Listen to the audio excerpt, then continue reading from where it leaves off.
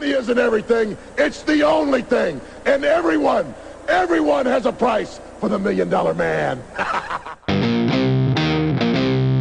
The $1 Million Man was to professional wrestling what Ebenezer Scrooge is to Christmas.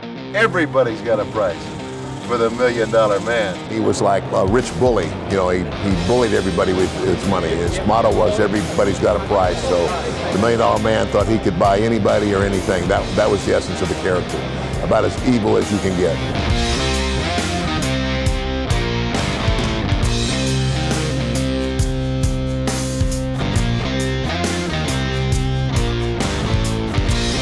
Let me tell you something, folks. Everybody's got a price for Ted DiBiase. I don't think that character would have worked with anybody else playing it other than Ted DiBiase. I think he just played it to a T. He had the look, he had the voice, the laugh. Everybody's got a price for the $1 Million Man. He was the best. My grandmother hated his guts. I mean, we were a working class family. Like, everybody in my family worked 2 jobs, playing the rich guy and just being demeaning. It struck a chord with people, I think. Ultimately, I always get what I want, and I always get my way, and eventually I'll have it all. I told him, I said, you were always great. He did everything how you're supposed to do it.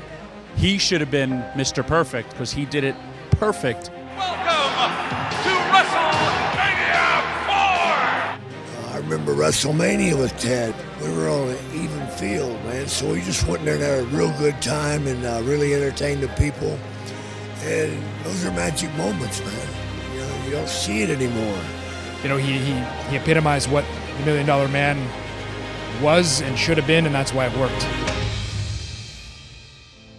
You loved fame. You used to go out and party all the time. You know, your door was a revolving door, and you cared more about that than you did Mom and us. When I started making the movie The Price of Fame, I initially thought I wanted to find out where all my childhood heroes were. The thing about it is like where all the other wrestlers could be Hulk Hogan and Macho Man, you know, when they were off camera, they didn't have to continue being Hulk Hogan and Macho Man.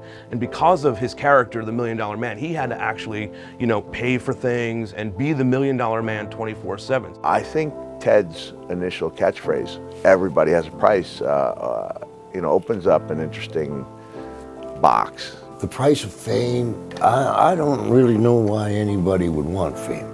I've talked to a lot of guys that he rode with. They all saw his life and the adultery and everything that he was doing on the road, and that was the beginning of the downfall of Ted DiBiase, or the $1 Million Man, but it was also the start of the rise and the redemption of who he would become.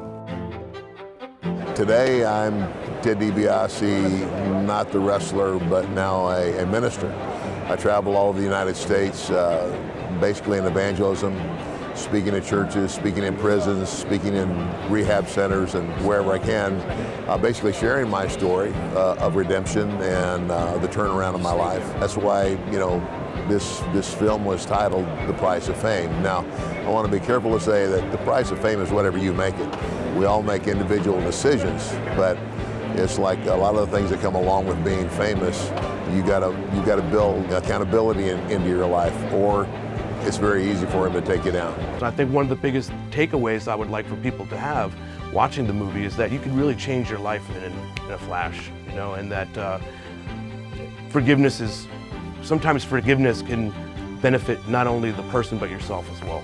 The really important things in life, and I found out the hard way, because I found all those things at the end of the day to be empty, because if I don't have a wife and a family who loves and respects me, if I don't have their respect, and if I'm not living my life in such a way that I'm being open and honest with them, then what do I really have? I've been traveling and speaking in churches and all these other places for 17 years now, and I'm still going. I tell people, they say, well, when are you going to retire? And I said, I've never found the word retirement in the Bible.